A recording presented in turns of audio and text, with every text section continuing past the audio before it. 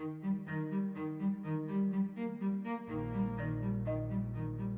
problems of health are problems for all societies. In the rich world, where health conditions are far better than in the poor countries, the problems of very high and rising costs of healthcare are front and center on the political and the economic agenda. In the poorest countries, the challenges, of course, are also about finances, but much more importantly about the tragic losses of life and the very high burdens of disease, often from conditions that have been eliminated completely in the high-income world. Poverty and ill health go together, and we need to understand that linkage of poverty and ill health, because understanding it enables us not only to address the challenges of heavy disease burdens in poor countries, but also gives us an added and very important tool for breaking the poverty trap itself. We should expect two-way causation, that poverty contributes to disease in many, many ways, but disease, of course, also contributes to poverty. An individual suffering from disease loses income. A community or country with a heavy disease burden similarly loses income from sickness in the population, lack of productivity, other burdens that arise in the economy when there is a large amount of unattended disease. How does disease contribute to poverty? Think about the following pathways. First, through the adverse life cycle development of an individual. If a young child survives illness but is buffeted by repeated illnesses when young, we now understand better that not only is that likely to set the child back in terms of readiness for school, perhaps in terms of school enrollment or primary school completion, but that early bout of illness can have a lifetime effect on cognitive and physical development and on vulnerability even at adult ages to various kinds of diseases. Unexpected diseases, cardiovascular disease can be affected by nutrition that is poor in early age. So human development across the life cycle is strongly affected by health and disease. Disease can have long-term individual consequences. Disease burdens of adults in the labor force, of course, can have large and adverse results for an economy. Think about a village that has to harvest the crop. The crop may be the absolute lifeline for the village to enable it to eat throughout the coming year. But in many places, just at harvest time, there's also the risk of a malaria epidemic. Malaria is a disease that is transmitted by the bite of a mosquito. The mosquitoes are breeding during the rainy season, the same time that the crops are growing. By the time it's right to harvest the crops, it may be that the larvae have developed into mosquitoes now transmitting malaria infection. It's not uncommon, therefore, that just when harvest time comes, the whole community is knocked out by malaria and can't harvest the crops. Think of the consequences of that for poverty, for devastation, for hunger, even for famine in the coming year. Of course, another economic consequence of ill health is the direct costs of health care itself. If a community can afford the health care, that eats up a budget. And it can be very, very expensive treating the diseases for very poor people.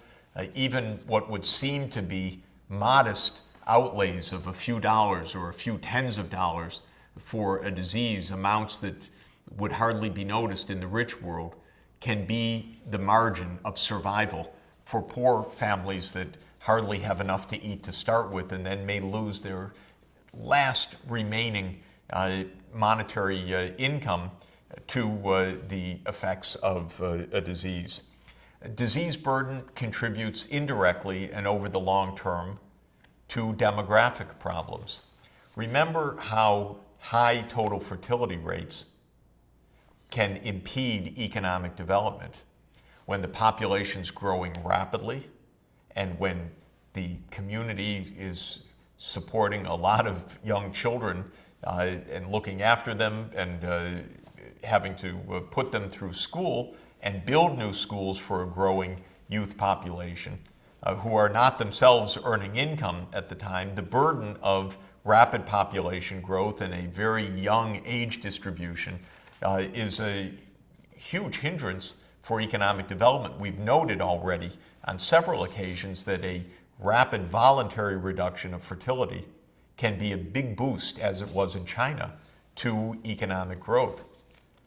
But consider what happens when there's a heavy disease burden, when out of every 1,000 children born, 100 or 200 or 300 don't survive to adulthood. Parents, knowing of the high risks of children's deaths, therefore respond by having large numbers of children.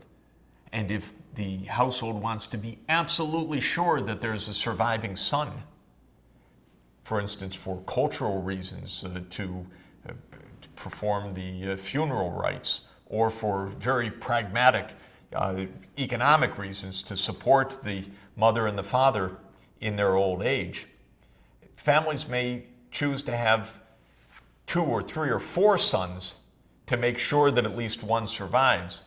But having 2 or 3 or 4 sons might mean having 4 or 6 or 8 children as a whole. And so this is another indirect way, often overlooked, at how high disease burden is conducive to a perpetuation of poverty. Finally, one should note, investors are not so keen on investing into a high malaria zone or into a high AIDS region. Think of it that you are aware that your labor force could be very sick, could be dying young, a need to replace many, many workers.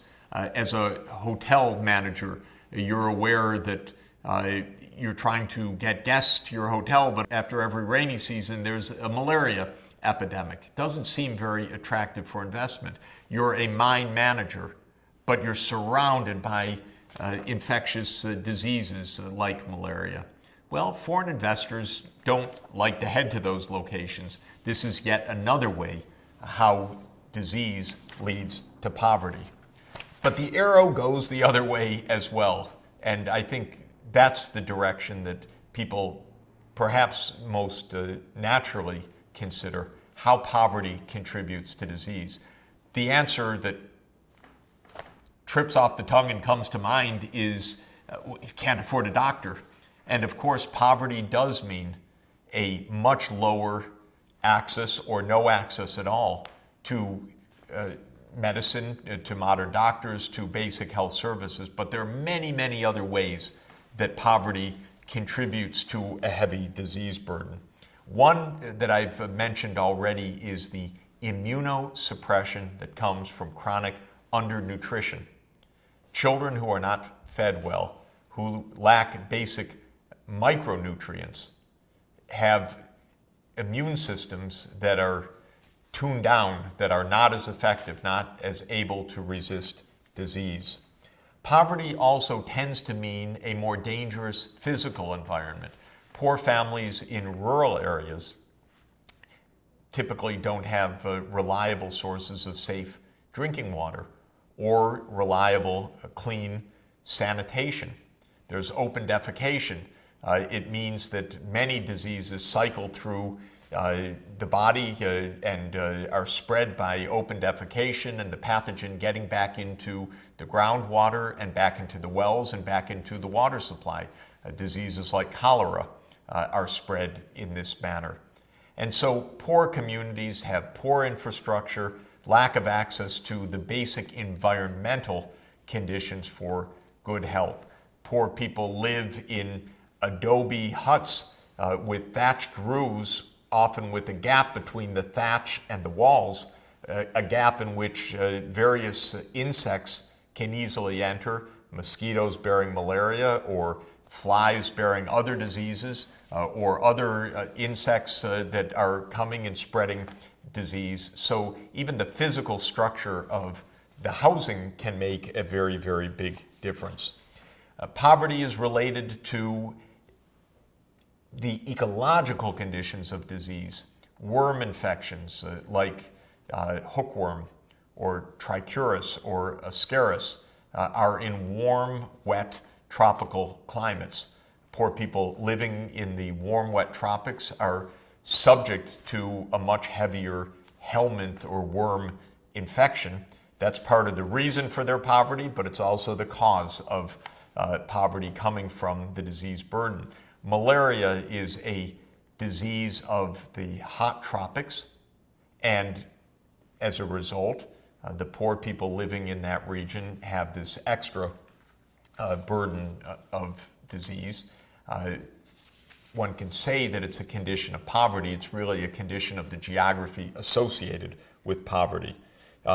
Poverty is also associated often with illiteracy, innumeracy, the lack of ability of individuals to seek health in the right way, or to understand what to do, or how to fill a prescription, or how to adhere to a drug regimen if that's what's needed. And so health-seeking behavior is extremely important for all of us.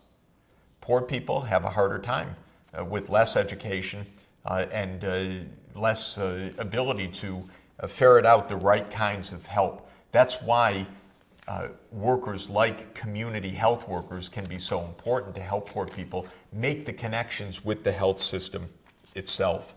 And people living in poverty are very, very vulnerable to doing dirty and dangerous work. Young women who, because of their extraordinary vulnerability, end up in the sex trades, for example, and vulnerable to AIDS and other sexually transmitted diseases, or to violence and to other life-threatening conditions of life, is another aspect of poverty itself. And so one can see this two-way direction: poor health leading to poverty, poverty leading to poor health. Whenever you have the arrows working in both directions, you have the possibility of a vicious spiral. Poverty, poor health, even more poverty, worse health, even worse economic outcome. But whenever you have a vicious spiral, you generally have the possibility of a virtuous spiral as well. Disease control, raising income, higher income, improved health, further improvement of health, even yet further improvements of income in a virtuous spiral, exactly the opposite of the vicious downward spiral. It's part of the effort of health policy to break the vicious circle that traps people in a poverty disease trap, and to make it a positive spiral of a health development upward spiral. So how can this be done? How can one intervene to control disease and thereby start the virtuous spiral? First, of course, is implementing what the health ministers called for back in 1978 in Alma-Ata. They called for a primary health system for all. And implementing that basic primary health system is a crucial first step. Second is helping poor communities to have better nutrition. Part of that may not be directly in the health sector, but in the agriculture sector. More productive farmers growing more food will support healthier diets. The community may generate a surplus that can be used for school feeding programs, for example. And therefore, agricultural interventions can play a role not only in agriculture and income, but also in reducing the disease burden. Local infrastructure is another kind of investment, not in the health sector per se, but in safe drinking water and sanitation, in power supply, which is vital for everything, electricity, to run the refrigerator in the clinic to keep the vaccine supply chain adequate, to ensure that Doctors have the facilities, water to pump the irrigation water to improve agriculture, and 1,000 other uses of electricity, absolutely vital to improving overall health. Mobile phone connectivity, internet connectivity. We don't think of those as health interventions per se, but communities that have access to phones have access to better health. They can call the doctor, they can call the health worker, they can call the ambulance. And so investments in infrastructure are extremely important. Education at all levels, absolutely essential, just so individuals understand how to seek health. But also, education raises incomes. We know that higher incomes, for all the reasons we've discussed, improve health outcomes as well. And local business development, by raising the incomes of the community, also cut that downward spiral of poverty and disease. How far do we have to go? We have a ways, but we've made also a lot of progress.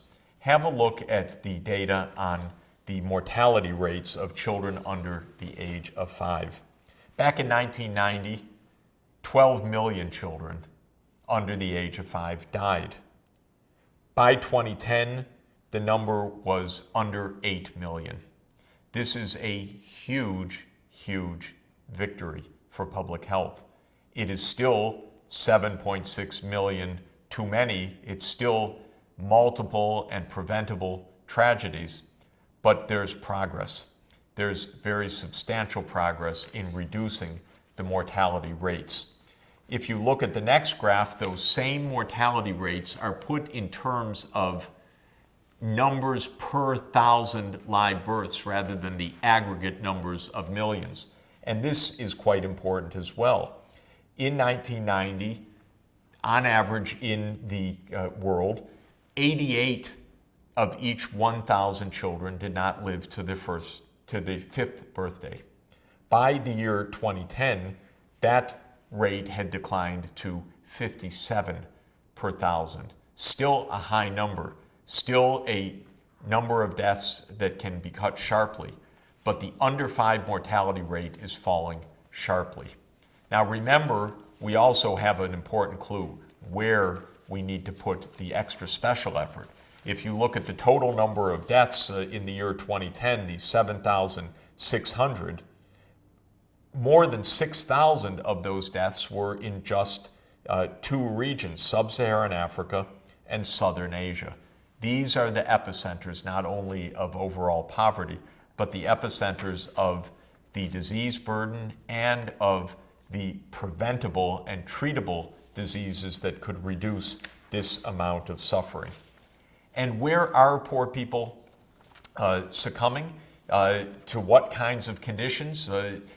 That is shown by the estimate of the causes of deaths of children under 5.